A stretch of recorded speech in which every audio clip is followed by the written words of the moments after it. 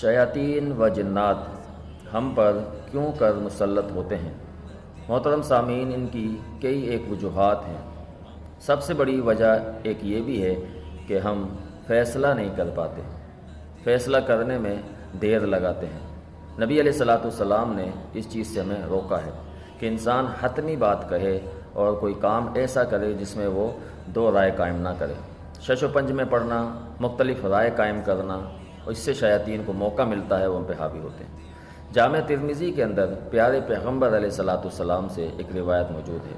آپ علیہ السلام نے یہ دعا سکھائی ہے، جہاں کہیں ایسا معاملہ پیش آئے کہ آپ فیصلہ نہیں کر پا رہے ہوں تو وہاں یہ دعا کثرت سے پڑھیں۔ انشاءاللہ العزیز اللہ رب العالمین آپ کے لیے راستہ عطا فرمائے گا اور شیاطین آپ پہ حاوی نہیں ہو سکیں گے۔ دعا کیا ہے؟ اللہم خیر لی واختر لی، یہ دعا پڑھیں، انشاءاللہ اللہ تعالیٰ بہت آسان